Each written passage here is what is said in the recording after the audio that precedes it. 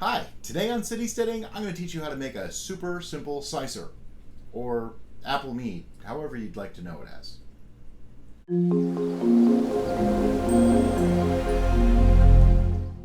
Okay, so the idea is I'm going to teach you how to make a super simple Cyser, which is actually just another name for mead and apple cider mixed together. Mead is honey wine. We've all heard of that, right? You know, think Viking or Egyptians, actually. It's been around for thousands and thousands of years. Probably the oldest fermented drink made. It's also really awesome. So today, I'm going to show you how to do it. And I'm going to do it in less than, let's say 5 minutes. So what you need to do is get yourself some apple juice. Now, you can use fresh pressed apple juice. You can go and get the apples and all that kind of thing. You'll want to pasteurize that, though, which means bring it to a boil, or almost a boil, 180 degrees for about 10 minutes or so. Let that cool, then you can start putting this together. You want it to be at room temperature when you work on it, though, otherwise you're going to kill your yeast. Okay, you're going to need some apple juice. Mine has a lot of interesting ingredients here. It literally says apple juice. That's it. No other ingredients. If you see like sodium benzoate or sorbates or anything like that, don't use that stuff. There's plenty of good ciders and apple juices in the grocery store. Don't worry about it. Concentrate actually works too. You can totally use concentrate. You're going to need something to put it in. I use a 1 gallon carboy. This one has some water in it. Hold on. That would be sanitary water because I sanitized everything.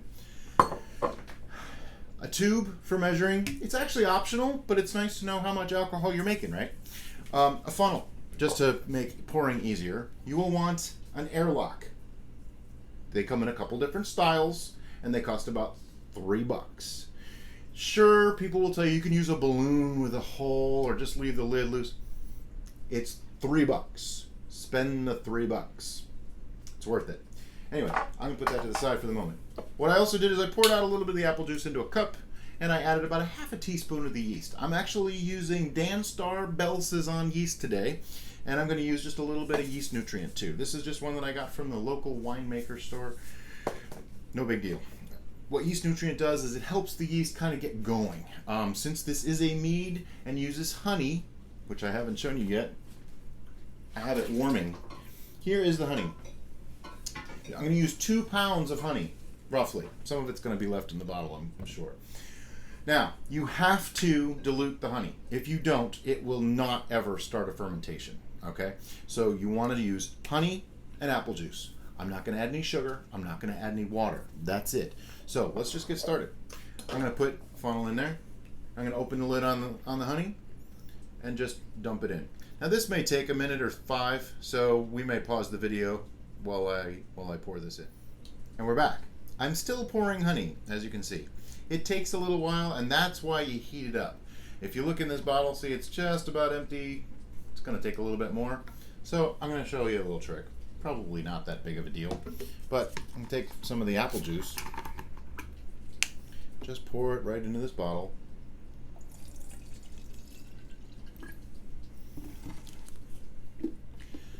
And shake it up. Sometimes it takes 2 or 3 times doing this.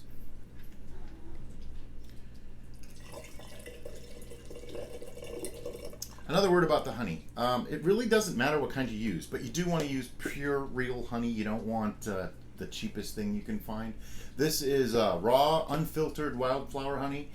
I'm not going to believe it's unfiltered because there was no little bits and pieces in there, so it's probably just your basic honey that's been slightly filtered. Which is a good thing. You want something that has some flavors, something that's good, but not too crazy expensive. Otherwise, honey can get very expensive. And fawn has come into. That's the squeaking you're hearing. One of our cats. Yeah. Anyway, so after that, I'm going to put in apple juice. Which, if you're in the United States, this is cider because it's cloudy. If you're in any other country, this is juice or cloudy juice. Don't ask. Okay, once you get to about this point, you'll realize, when you look at this, that there is a pile of honey on the bottom and apple cider on top. If you know anything about honey, you know that it doesn't really like to mix with things very well. So we have ways of making it mix. I take the bung, which is what this is. Some people call it a cork, but technically it's a bung. And this one has a hole in it. Stick my thumb in there, and shake the crap out of it for a really long time. You want to make sure this is completely mixed through. So, and this is after a few minutes of shaking. Check the bottom. I don't see any extra honey in there. You want to make sure it's pure, it's really, really mixed up well. I'll just set that back down, wipe off my hands, stick the funnel, oh, gotta pull this out first. Stick the funnel back in and pour in the rest of the juice. Now I'm gonna leave just a little bit of room at the top here because I do have the yeast to go in.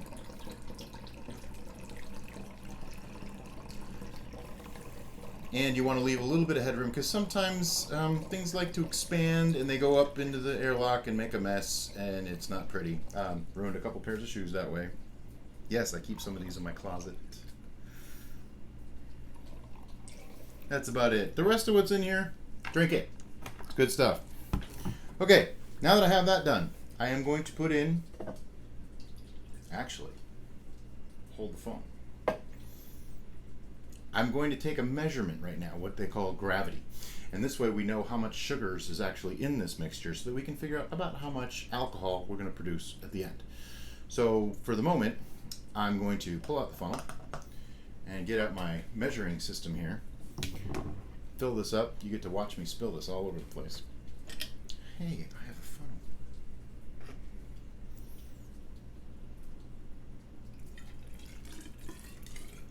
Now when you do this, only go about that high. And I'm going to put this so that you can still see things. Take my funnel out. Get out my hydrometer. If you don't know what this is, it's basically a graduated tube with a weight in the bottom, and it has a bunch of markings on it, and one of them is specific gravity. What that does is it measures the heaviness or thickness of the liquid. The more sugar that's in it, the higher the amount of alcohol that will actually be produced. So we are looking at, wrong scale. Let's try the right scale. Came out at 1090, which is actually pretty good. 1.090. What that means is that's that much heavier than water. As the alcohol is produced and the sugars are eaten up, it gets lighter and lighter and lighter. So we take another reading when it's done fermenting. And from that, there's a complex calculation. I use an app.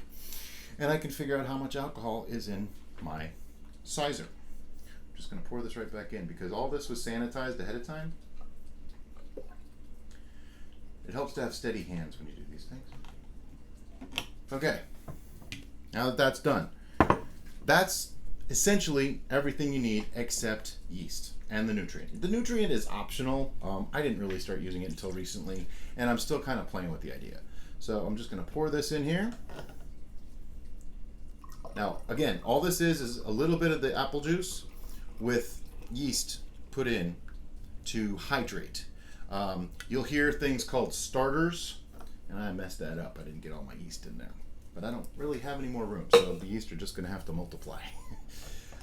You'll hear about things called starters. That's something else. This is literally just hydration. So I'm going to put the stopper in for another second so I can shake this up a bit. And there you have it.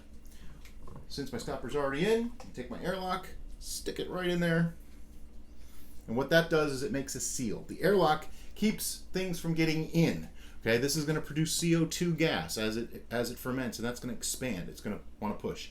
If you put just a cap on here, it'll explode. I guarantee you. I'm not teaching you how to make a bomb.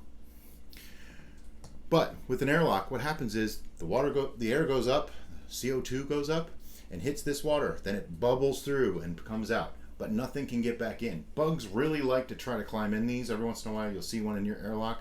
This is just sanitized water in here. They're not getting in. It's not going to hurt anything. If it really bothers you, dump it out, refill it, and do it again. I'm going to put this in a cool-ish place, about 70 degrees or so, my closet probably, for about 2 weeks. After about 2 weeks, this should be done fermenting. But I should start seeing action 3-4 hours is usual for this house. I also forgot to put in the yeast nutrient. So while I'm doing that, I'm going to talk to you a little bit more, just because I can't seem to shut up. So the yeast nutrient helps it along, but what we want to see is a little bit of action in about 24 hours. If you don't see anything happen within 24 to 48 hours, you might want to add a little bit more yeast, just a pinch. You know, just, you don't want to add a lot, just a little bit. And of course, now that I've done that, I have to shake it all up again and all that good stuff. I'm just going to swirl it. And there we have it. Super, super simple Cyser. Not much else to it. Once it's done, I'm going to make another video and we'll show a bottling and a tasting and a racking and all that kind of stuff. So stay tuned. You'll see part 2 of this video. Thanks. Don't forget, if you like what I did, or you have questions, or you have something to say about it, leave a comment down below. And somewhere up here in the corner is going to be a subscribe button. It'll be green and say subscribe. I think it's green. Anyway, thanks for watching, and hope to see you next time. Thanks.